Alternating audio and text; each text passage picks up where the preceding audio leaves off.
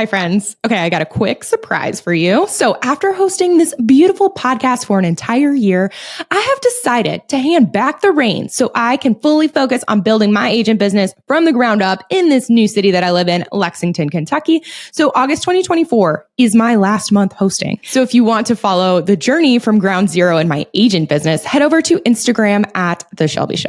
But for today, we have Phil Gerdes with us in the house. He is the team leader out of Annapolis, Maryland. He's in the top 100 out of 9,000 agents in both volume and units sold at his brokerage. And he's here to school us on how to never sound salesy or come off pushy and yet still convert almost every lead you get into a client. We also dig into what to do to get paid ASAP as an agent, how to close 99% of your listing appointments. Yes, I said 99%. How to get 60 people at your next open house. Exactly what to say when someone asks, why should I work with you? And much more. You are listening to the Real Estate Rockstars podcast, the show for agents who've been around the block and are ready to build sustainable, scalable businesses that you actually love. My name is Shelby Johnson. I'm an Army veteran turned real estate entrepreneur turned podcast host. I've closed hundreds of transactions as a solo agent, team leader, and real estate investor before hitting burnout, trying to figure out what I wanted to do with my life. But y'all, I'm building again from the ground up in Lexington. But enough about that. For today, Rockstars welcome Phil Gerdes.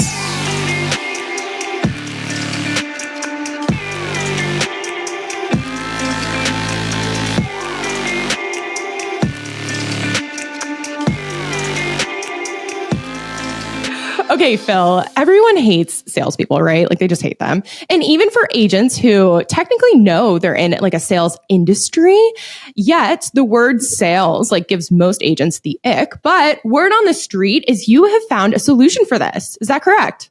It is. Yes, I have. Dude, what is it? I believe I have. What is the secret? We have to know. It's not selling like we're used to. Like we grew up watching those movies where people are like used car salesmen and they're, like you said, they give people the ick.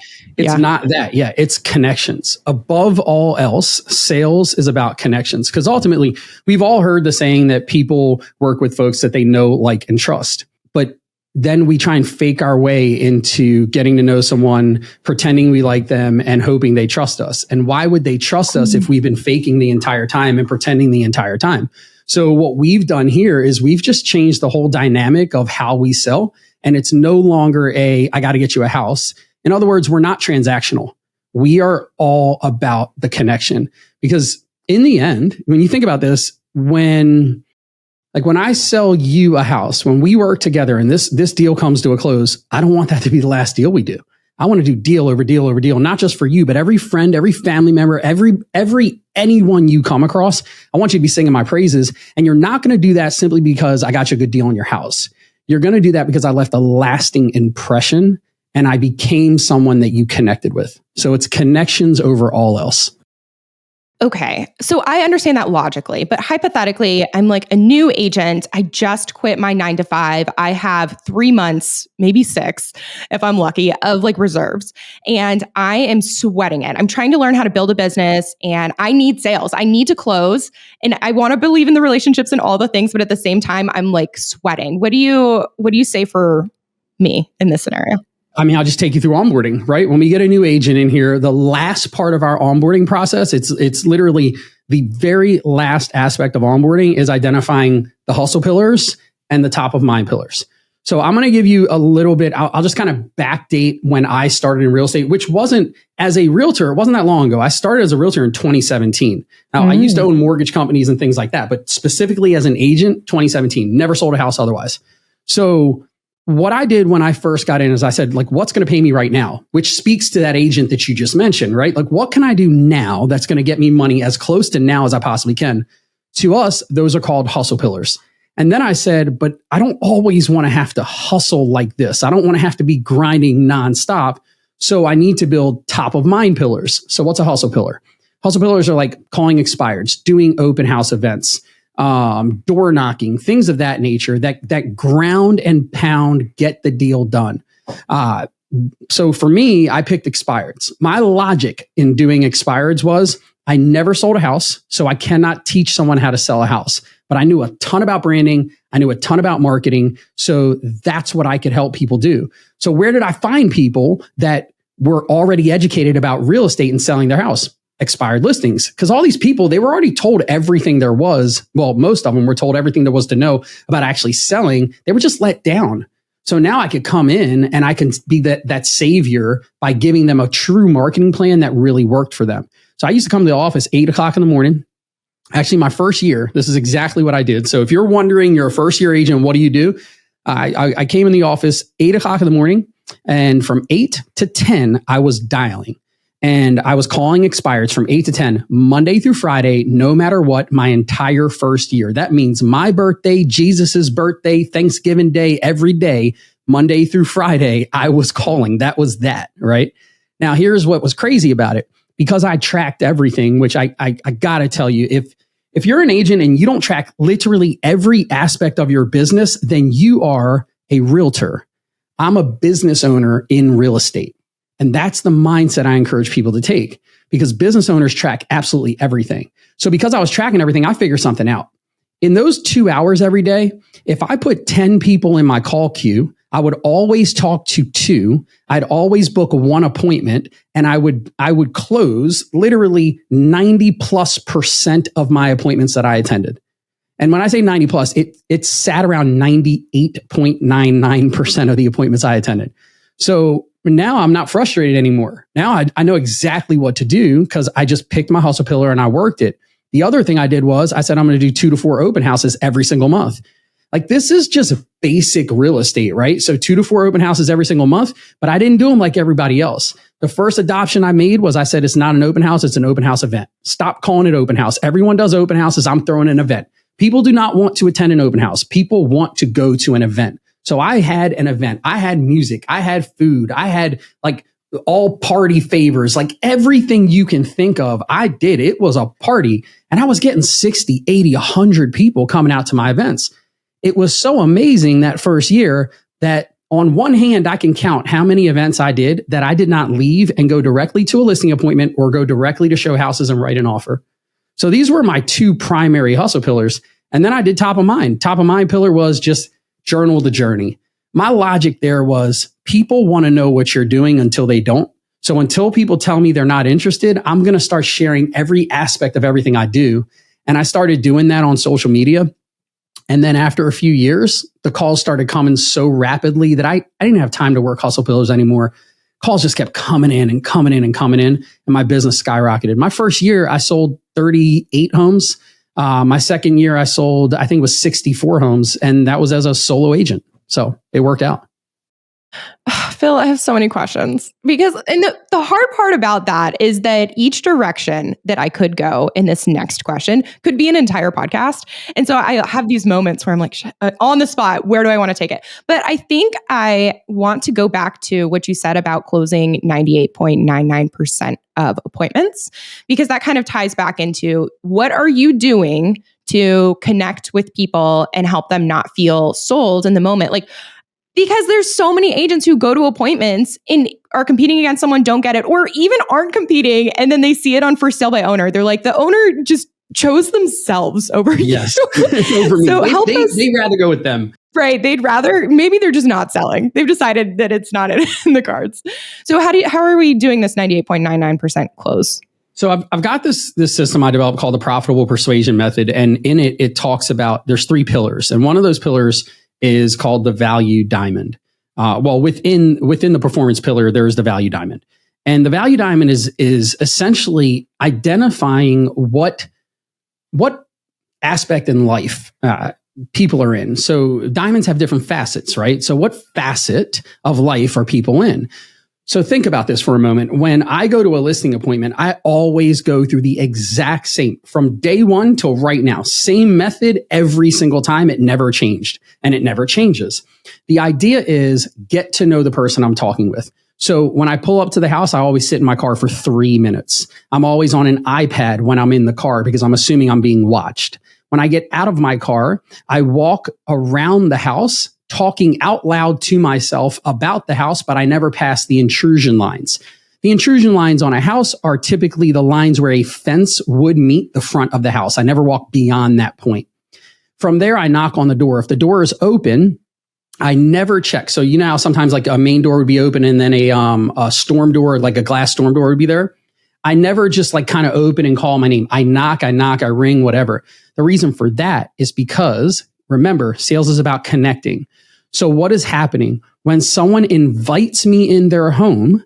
I'm no longer just a guest. I'm someone they're inviting to be a part of their life. So now I'm invited in. From there, I'm talking, I'm chatting it up, and I'm identifying what facet in the diamond are they a part of. Why are they moving? Is it they want to find new aspects of leisure? Is it a money thing with wealth? Is it something related to faith? Is it like, where does it fall? And once I identify that, I can begin to truthfully and honestly connect with that point to serve their goal. And this is where things can go awry or go exactly in your favor. If you use the information that you learn to sell a home, you hurt yourself. If you use the information you learn to serve their goals, then you serve them and they feel more connected and they want to work with you. So my listing appointments, like I said, they go the same way. After I'm invited in that home, I chat it up a little bit. The first thing I do when I get in that home is I find the place where most families would congregate and I put my iPad down there. And I always ask, hey, do you mind if I put this here? So usually we all know like that's the kitchen, right? So, or a kitchen sitting area or something like that. Instantly people say, yeah, no problem. Then they say, what should we do next? Or something like that. Why don't we start with a tour, but can we go back to the front? And the reason I asked to go back to the front door is because the next thing I say when I get there is, before we start the tour, I really want to approach this like a buyer would, because I'm always taking the buyer perspective. So what I do is I shift from friendly conversation to, oh man, this guy's serious about his business and he knows what he's doing. And now I tour the house and everything. And like you said, we could go, this could be a whole podcast, just this system of a listing appointment. But we tour the house. I refer back to different things. And one thing I think is super important is that I'm constantly showing people that I'm listening to them. People want to be heard. They want to be listened to. So when we sit down after they tour the house, the first thing I do is I say, don't help me. I'm going to walk through your whole house. And then I verbalize the entire tour we just did, highlighting certain details they would have never thought. Like, okay, so when we go up the stairs, if you were to look up when you get to your landing, there's an air vent. There's a return right there, right? And to the right, to the right of that return, I'm going my left, your right. To the right of that return, there is a picture, and that was a family portrait, right? Okay, great. And then your daughter's room's around the corner from that. So I'm going through this, and so total we have 6 bedrooms, we have 4.5 bathrooms, and the basement is partially finished, and blah blah blah. So I go through the whole house, and they're like, man, this guy knows. Like, does he live here? Does he have cameras in my house? Like, how does he know this all already? But it's showing them a massive attention to detail. Because if I'm willing to be that I'll say it like neurotic when it comes to detail, then I'm probably going to be that same way when it comes to marketing their home, negotiating on their behalf, ensuring that the contracts are correct and everything else. Okay. So just to recap, you are identifying what's most important to them and framing authentically. I think that's the difference. Instead of you telling them all the things that you could do to help a seller that they probably don't care about, you're identifying the thing that they care about. And then you are, gearing your entire conversation towards that. And right now you haven't even told them about, what you do. You've just been asking questions, building rapport, and trying to identify what's most important. 110%. Because people that are interested in selling because they good job, 2 points. Gold star, thank you. Yeah. So like people that are interested in selling because they have to move, like let's say you're military, you're getting PCS'd, right? You don't care about the things that the downsizer cares about when they're moving. So why am I talking about that with you? Like it's really important that you identify what they need as opposed to what you hope for. Because what you hope for is, believe it or not our job. I know it's crazy to say this for some people, but our job is not to just collect a check. Like that's not it. Our job's not to just sell a home. Our job is to serve a client, and it's a different approach. Okay. So at this point though, you've gone back, you've verbalized the entire tour back to them. You've shown them your attention to detail. And what happens next? Because I got that 99% close thing in my head, and I'm like, how are we closing this? Where does it take going from here? Not a problem. So let's keep running it. So we go through that tour, and the next thing I say is, okay, let's go through. Let's kind of talk about the house a little bit more. Why don't you tell me some of the things that maybe you didn't mention during the tour that you really love about the home? And the reason I want to know that is because I want to know what to tell the buyer. Now, I'm literally telling the seller this because what I just did was closed you. As soon as you answer that question, you have just identified something. I'm telling the buyer. So I'm starting in your subconscious thought by planting myself as your agent. And now you start telling me, okay, great. So now let's be honest. Everyone that has a home, they all have a few things that they'd love to change. Like if you were going to stay here forever, you definitely change, fill in the blank. What would that be? Okay, don't worry. I'm never going to share that part with the seller, with the buyer, but I need to know that. After that, I run through comps. So I move to, okay, so based on what I have here, and I'm taking notes with everything, right? Based on what I have here, we have this and we have this and we have this, and this is the house and et cetera, et cetera. And this is the main reason why you guys are moving and all that information. Let's identify what the list value of the house would be, like that come to market value. Let's identify what that would be. But I want you to know, I'm not going to tell you what this number is. We're going to do it together. In fact, I don't even pull my own comps. You see, what I've done, and I turn my iPad around and I bring it to them, I show it to them. I said, what I've done is I've had someone else send me comparable homes that we are going to look at together for the first time. And don't worry, I do this so often, I can do it upside down and backwards. So really move the iPad where you need it to be. And then what I want you to look at is over here, you see the address. Over here, you see whether it's sold or not. And here you see how close it is to your home. And then over here, you see the sale price of the home. The last key factors that are going to be important are how many bedrooms, bathrooms, and square foot. So we go through that and we just keep identifying what house is like not as good as yours, so on and so forth. And then what they end up doing, believe it or not, they're like, that house is like a lot nicer than my house. Okay, well, great. So then we can establish like your house probably wouldn't sell for that, right? You wouldn't buy your house for that price, right? No, I wouldn't. Okay, so let's go back one. So we together establish a come to market value. And then we talk about pricing strategies because there's other pricing strategies we can use, that wouldn't be come to market value. And then from there, we go into a listing agreement. Believe it or not, like that's the next step. All right. So the next thing we need to do is we need to get all this paperwork out of the way so that we can put our plan together and schedule how and when we're going to sell your home for you. Now, what I did there was I took them from one event to the next event to the next event. I call these micro conversational events. So I'm taking you from the hardest part for most people, which is sign the listing agreement. I'm taking you right past that. So we established a value. You're happy with it. To we got to get this out of the way quick and easy to, okay, we can do the thing that matters the most, which is schedule the plan for actually getting your home sold.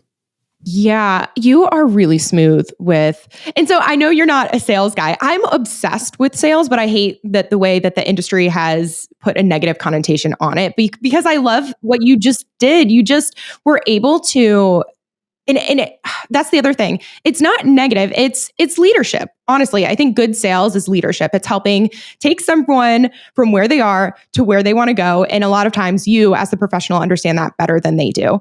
And so like, examples for when you said, let's be honest, there's probably a few things here that you would change. What you are really saying is like, what's wrong with your house? Like, what would buyers not like? And which is a completely negative thing, but you turned it into something that didn't feel negative at all. And then even when you were talking about the house that was nicer, again, this can easily be a negative thing that can put a bad taste in a potential client's, mouth when you're like, man, this house is nicer than yours. Like yours won't sell for this much. But instead you were like, would you buy your house for this price? And put the question back on them and put them in the seat of making the decision and you just leading them in the direction that that they want to go. Exactly. And the reason for that is not because, I really just want to get this listing. It's because the whole first portion of this listing appointment, all I'm doing is digging deep to figure out which facet of that diamond they're most focused on. Like, in the end, people argue commission percentages. Like if I charged you a potentially crazy commission of, if you had a $500,000 house and I charged you 30% commission, but I got your house sold for $20 million, you wouldn't have a problem paying me 30% commission, right? Like the commission is not ever the issue. The net walkaway is the issue.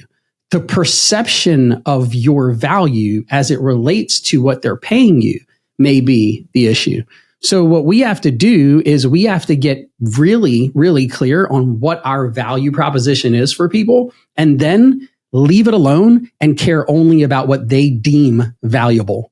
And I think that what happens is, especially for newer agents, is we get so nervous sometimes when we're new at things that we're like, oh my goodness, they're going to say no, so give away the farm. Or they're going to say no, so just bend to the direction they want to go. But that, believe it or not only does that not serve you, but ultimately that doesn't serve them, because the house never gets sold. And if it does, they sold it for a lot less than they could have if you would have stood tall, knew your craft, studied your craft. Like friend and mentor of mine, Phil Jones, always says, like, the most important time to know what to say is not when you need to say it, right? So I would argue that the most important time to know what to do is not the time that you need to actually do it. So you have to study your craft. You got to treat this thing like it matters, totally. You know?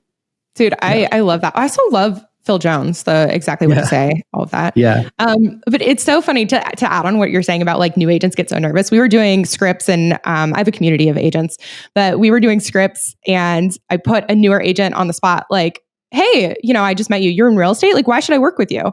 And it was so funny. Like, you could just see his like, like terror, fear. And then he spent like the next 2 minutes, like word vomiting every word that he could possibly think of like, this is the reason, this is the reason, this is the reason. Whereas opposed to like, maybe it's like, you go with the questions. It's like, well, I don't know. Maybe you shouldn't. What's important to you, or, what are your goals, that sort of thing.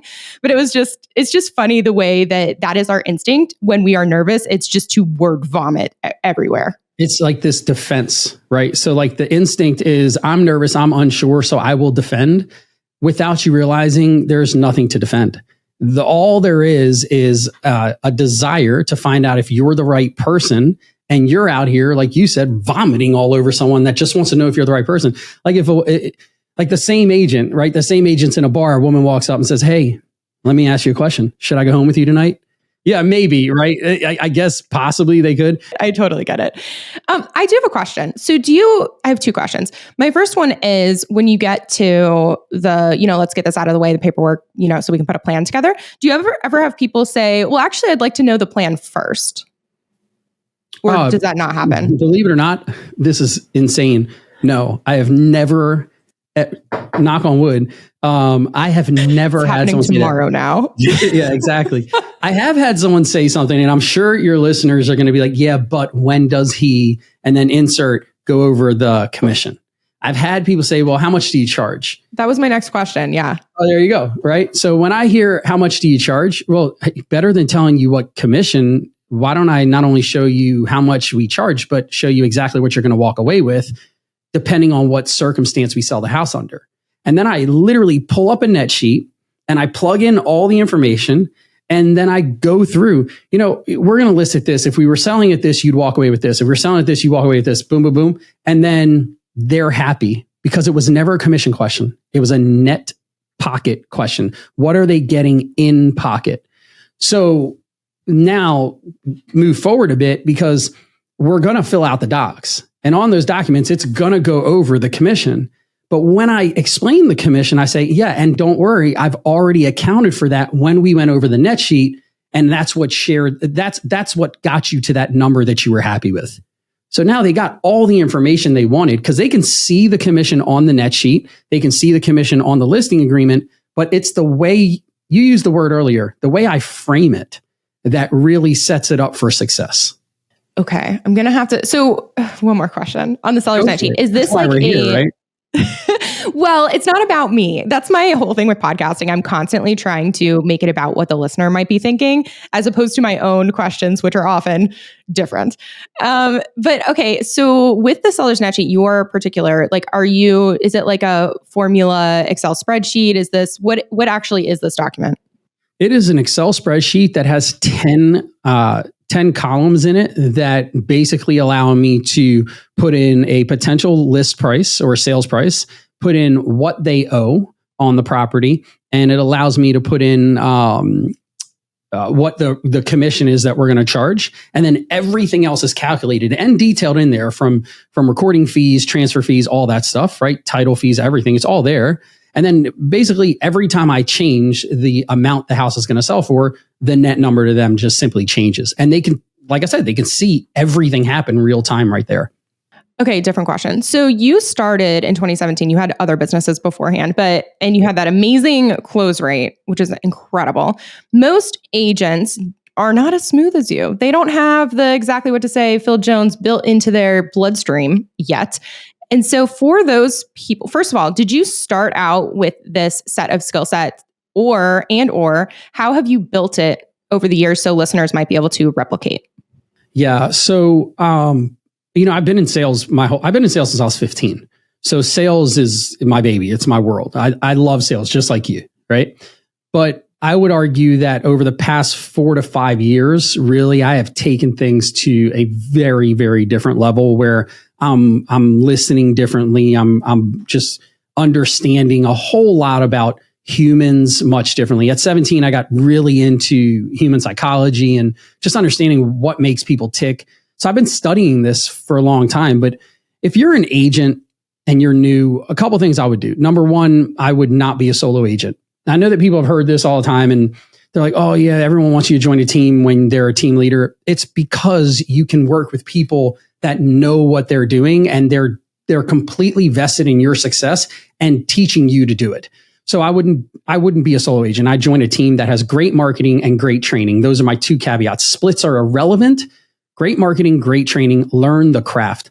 The second thing I would do is do what I do every single day. Every day, 7 days a week, right now, every single day, 7 days a week, I do the exact same thing. I wake up, I have time for gratefulness where I literally, like, you do it your way, but I go downstairs, I overlook the second floor of my house onto the first floor. I have the exact same line of sight where I look into my kitchen and I just thank God that I live the life that I live. I then go make coffee or I get an yerba mate. I go sit outside on my rocking chair on my porch and I'm watching videos. I am only interested in learning something. The whole intention is just learn something new, learn something new, learn something new. And then I go on social media and I dive into other people's social media and I start liking, commenting, posting, sharing, because I call that social media like time. I do this 7 days a week. Every single day. If I'm not home, I just do my gratification time somewhere else in some other fashion, but it's always the same vibe. The reason I do that is when you really think about it, that means 7 days a week, I'm learning something that most people are never learning. I'm always ahead of the curve. So yeah, you might not have the skills today, but I'd argue skills are the last part of this puzzle. They're almost irrelevant. The most important part is your work ethic. So when are you getting up? When are you getting to the office? What are you doing when you're there? How much time are you putting in? Like, listen, if you do what everybody else does, you're going to get what everybody else gets. Like, be the guy or the gal that does things differently. Yeah, dude. I really like that morning routine. I'm really all about the gratitude too. I have this wall of sticky notes where I keep like a little sticky pad and a Sharpie. And then when I think of something that I'm grateful for, I write it on. I stick it on the wall. It's really fun. I like that. Yeah. I might do that. Dude, I mean, it's a good one. I really like it. Okay. Let me go back to make sure, because the thing we didn't close the loop on the profitable persuasion method. There are 3 pillars, one of which was a performance, and within that was a value diamond. And that was as far as I got on my notes for that. So would we like to continue? Yeah, we can dive a little bit into the profitable persuasion method. So, well, just so we know, pillars. I can't leave me on a cliff here. Fair enough. So the first pillar is the paradox of people and purpose. Like, it's this idea that people are a paradox in themselves. So there's 6 aspects of just understanding people. And I touched on one, which was subconscious mind. So you have conscious mind, subconscious mind, intention, empathy, research, and positive framing. I'm looking at you here, talking to the camera here. So I think you figured that out by now. And then from there, you have your second pillar, which is profitable persuasion practice. And that's 2 aspects. And this is actually my favorite pillar. The first aspect is the 4 phases of effective conversation. I think that most people have no idea how to have a truly effective conversation. So the 4 phases work very simply: listen, ask questions, understand, respond. Now, really, that sounds so utterly basic, and yet it is incredibly complicated for most people to do. So listen, ask questions, understand, respond. Just do that. And there's a whole breakdown between every piece of this puzzle too. The second section of profitable persuasion practice is the 4 obsessions of effective practice. And they need to be obsessions. So we've been talking about these obsessions this entire podcast. The first one are talk tracks. Like, what do you say? When do you say it? How do you know you need to say it?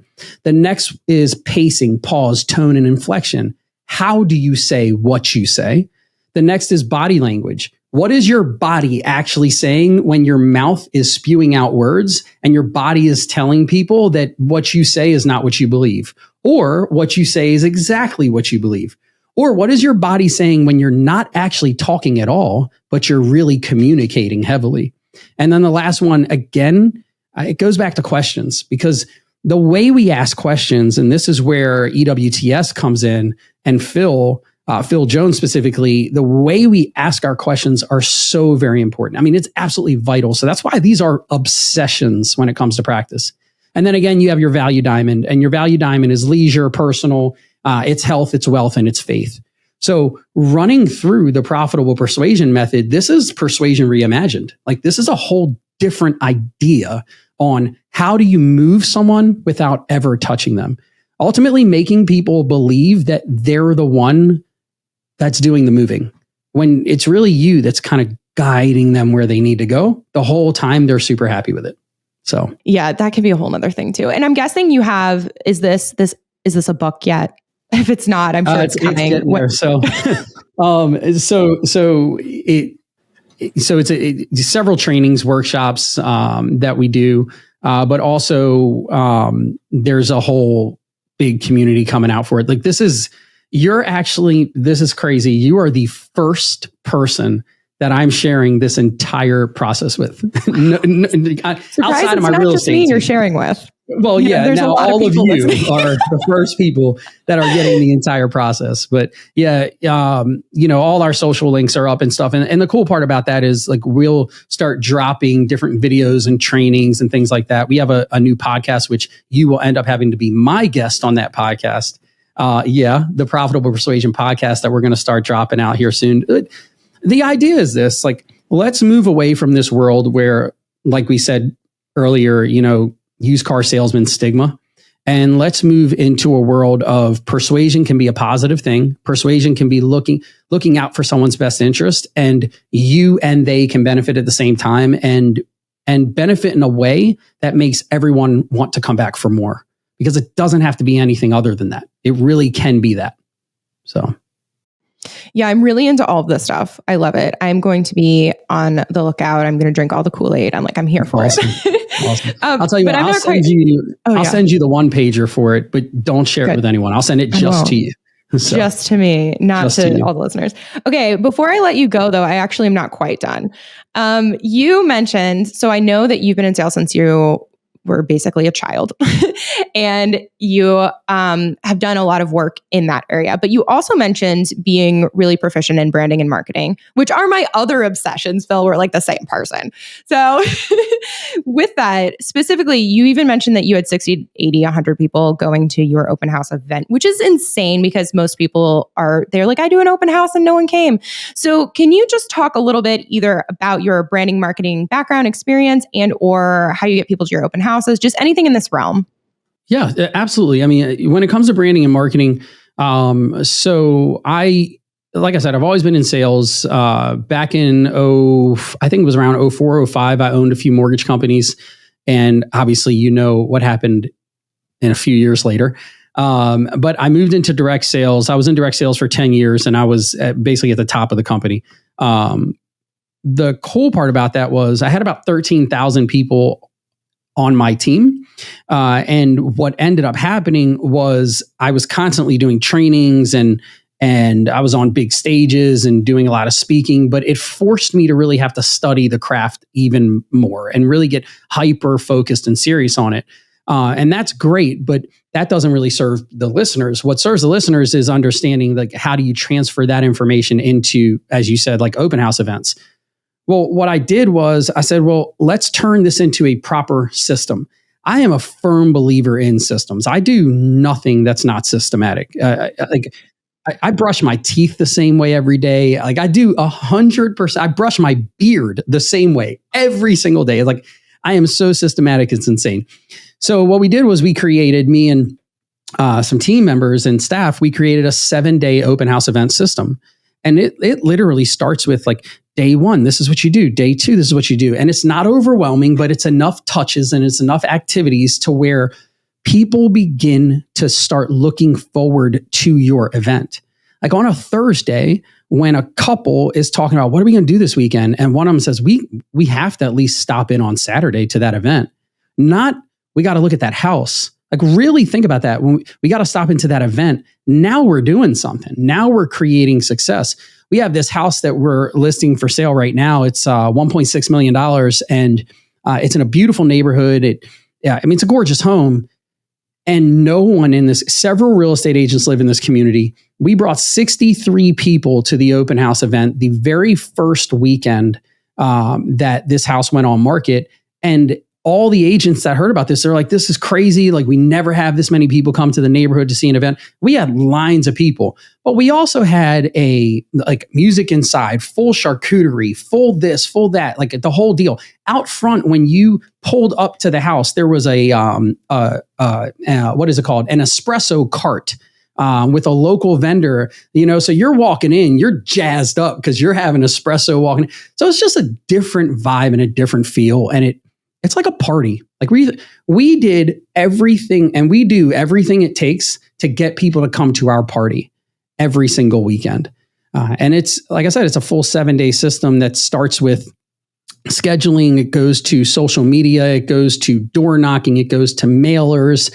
It goes to more social media video content, and then it moves on to posting. So it's the whole deal. It covers everything. Phil, would you be open to sharing that magical event system with our listeners? Yes. Like right now, or send it to you? Send it to me so I can upload it into our toolbox. Okay, guys, you heard it. Go to realestaterockstarsnetwork.com for the toolbox for Phil's amazing, magical event checklist thing. And you're going to have 60 people plus your open house too. Okay, Phil, my last question. Maybe my last question. I think it will be. It's my last chunk. So you mentioned before, top of mind pillars. You mentioned journal the journey. People want to know what you're doing. And this kind of falls in with branding, I think. So can you expand on what that means to you? Yes. So journaling the journey is one type of top of mind pillar, right? So when it comes to journaling the journey, it is this concept that we typically, especially on social media, we want to talk about all the successes. I want to talk about everything every day. Right? If you're a new agent, you should be the person that gets your cell phone and says, hey guys, listen, I am about to head to the office today. It's going to be a pumped up day, an exciting day. We've got an office meeting. And then after that, I'm going to meet with my team leader. We're going to go over some of my plans in the future for how I'm going to become the #1 real estate agent at this company. Boom. Like that's the type of stuff you should be posting. And then, I just left a really tough meeting and I don't think I got the listing and I'm hurting. I'm a little upset about it and I don't really know how to handle it. And I think I'm just going to call it a day and do some Netflix and chilling.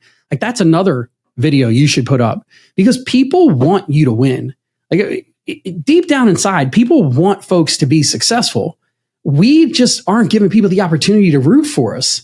So instead of posting just listed, just sold, how about this is where I am right now? This is the person. Because if sales is truly about connecting, then you have to do your part to be able to be someone that people can connect with.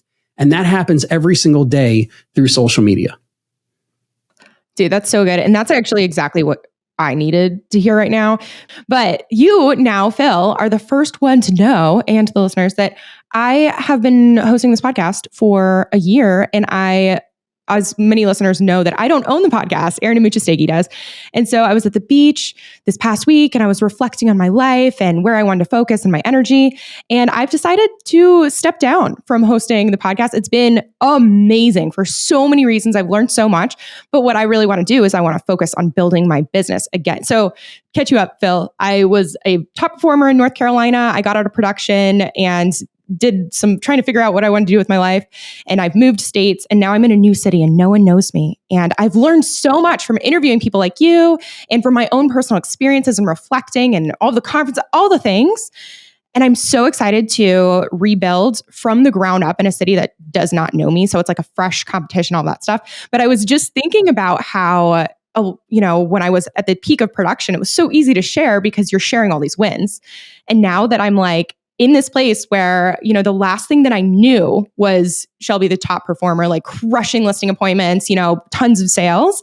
And it's just been years and now no one knows me in this city. And I feel like I'm really am starting over and it has been a struggle. And I have to get better at being okay with sharing like, oh my God, I'm literally a baby agent. And although I'm not, I really am in a lot of ways. And I need to share that journey now, not 6 months from now, but now.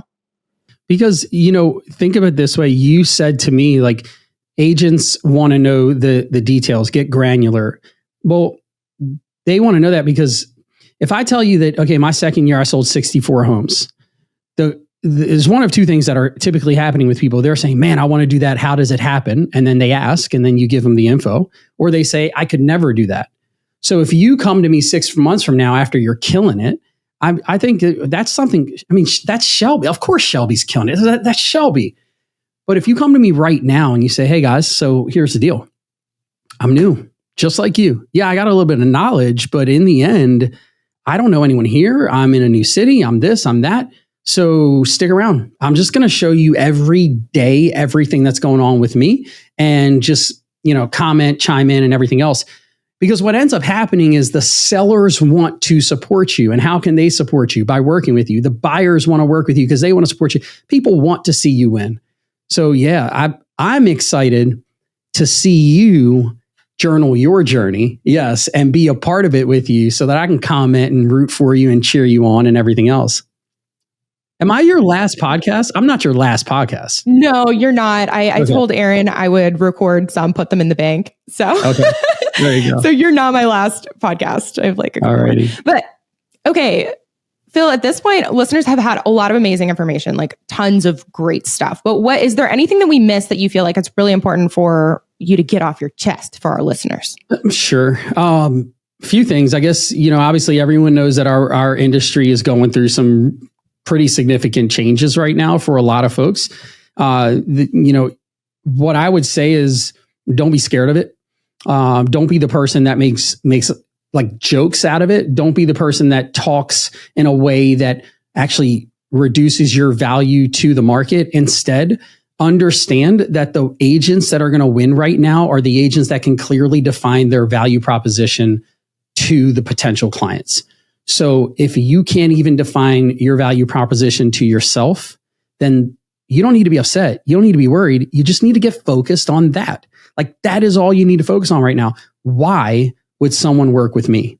And start that conversation by saying, why, Phil, would you work with you, Phil? And then outline all the reasons you would work with you.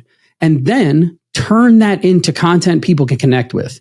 Because if you identify who you're talking to, and you identify the problems that they have to overcome or need to overcome or want to overcome, and then you turn that into a series of content, whether it's video, whether it's posts, whether it's blogs, whatever, a series of content that you can put out that says, I'm your answer for this, I'm your answer for that, then people simply connect with you and it goes back to connections.